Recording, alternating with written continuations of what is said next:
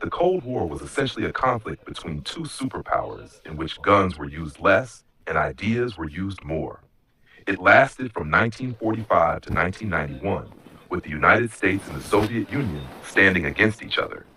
Interestingly, neither country directly attacked the other, but the entire world was affected by this tension. After World War II, the world was almost in ruins. Europe was weakened, and the gap was filled by two powers. On one side, the United States, which supported the capitalist system, and on the other side, the Soviet Union, which believed in the communist system.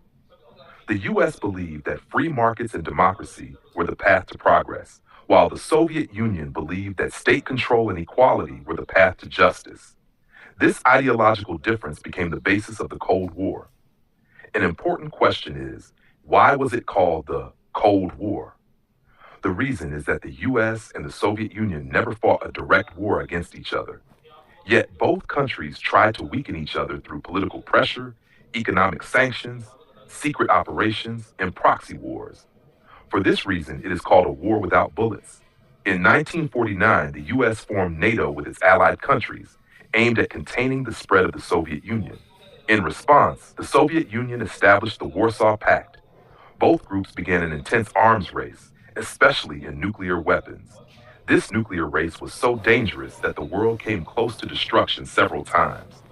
In 1962, the world panicked when the Soviet Union tried to place nuclear missiles in Cuba. The US considered it a direct threat to its security. For several days, the world was on the brink of nuclear war. Finally, negotiations resolved the crisis, but the incident proved how dangerous the Cold War could be. Since the two powers could not fight directly, they made smaller countries the battlefield. Wars in Vietnam, Afghanistan, Korea, and the Middle East were all part of the Cold War. Most of the damage was borne by ordinary people, while the major powers stayed away and benefited. The Cold War was not limited to Earth, it reached space as well. The Soviet Union was the first to launch the Sputnik satellite, but in 1969, the US surprised the world by sending a human to the moon. This space race was another way to show power and superiority. In the 1980s, the Soviet Union started to weaken economically. Mikhail Gorbachev introduced reforms called glasnost and perestroika, but the situation remained uncontrollable. In 1991, the Soviet Union collapsed, marking the end of the Cold War. The Cold War taught the world that the battle for power is not only fought with guns, but also with ideas, economy, and information. Its effects are still visible in today's global politics, alliances, and conflicts. It teaches us that the world does not always break because of weapons. Often, ideologies, fear, and races for power cause greater harm to humanity. The silent fight between the US and the Soviet Union ended, but its effects are still clear in global politics, wars, and the balance of power.